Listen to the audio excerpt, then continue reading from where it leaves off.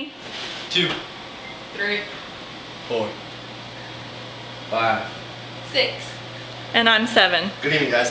Everyone is involved with the news some way or another, whether it's checking it on your internet, checking it on your PDA phone, checking it, as a different source, checking it on your television. Everyone's involved with the news every day.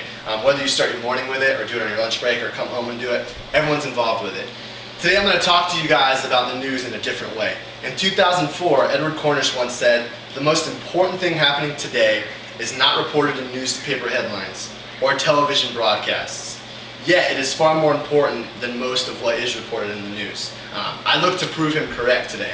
And I want to do that by showing you guys, first dissecting and showing you what's truly in the news. Taking a look at the opinions reflected in the news via the various networks. Looking at real news versus what's real versus what's marketing. And looking at stories worthy of attention that aren't necessarily in the news that you're never going to hear about because they're not in the news. Turn on the TV and ponder, if you turn on the TV, you're going to ponder what news to even watch. There's several different options as far as news goes. In Florida, just in Florida, there's Local 6, Channel 9 News, and Channel 2 News. And they all vary on the times that they come on, and they all vary in what they report. If you're looking for network news, there's Fox News, there's CNN, and there's CNBC, and there's even some off-brand news for different stuff like ESPN. But right off the bat, there's 6 channels off the bat that you could choose from when you're looking to get your news. They all give their versions of the news, and they all vary at different times. Now, taking a look at it, if we're going to talk about news, what is news? News, defined in dictionary.com, is defined as a report or a recent event, the presentation of a report or a recent event or news events in a paper or periodical, such reports taken collectively, a person, thing, or event as a choice of subject for journalistic treatment, or number 5, it's newsworthy. Right off the bat, seeing the varying definitions for the word news, you can see that Edward Cornish was right just because news is opinionated and subjective. When you finally find a channel, when you're searching for news and you finally find a channel, what are you going to see on the news? What you're going to see, obviously there's exceptions to the rule, but you're going to see a lot of negativity. In fact, according to the Ethics Newsline, they say that their content will mirror that of the world's news outlets. We report what we find in those sources, but does it stand to reason that those sources should be so routinely negative? And this is coming from an ethic newsline that's supposed to, follow moral codes and standards and ethics. And they even say that, they get their sources, they get their news outlets from other sources, and they report what they see. When you turn on the TV, you're going to see 3 different categories most of the time in your news. You're going to see politics, tragedy, and scandal. In fact, I actually checked the New York Times today so I could have fresh material, and 2 of the big headlines on the front page of the New York Times were GM reports loss of $1.15 billion, and drug makers raise prices in face of healthcare reform. When you're looking at it, when you turn on the channel, look at your newspaper, you're going to see negativity. What comes to mind as me is it's market this, economy that, where's the positivity? I mean, obviously we don't want to be reminded that America's on the decline. Report what is necessary. There's certain things that need to be reported that might bring you down, but I say report more uplifting things. A lot of World War II victims had post-traumatic stress disorder, and when I think about it, if you did an experiment where you sat a child down and they watched the news from when they were born to when they were, my age, 22, 23, they would have something a lot more worse than post-traumatic stress disorder. The majority of the news is negative, obviously, but it's really opinionated. I could go on all day about how the news is opinionated, but one network that really comes to mind is Fox News.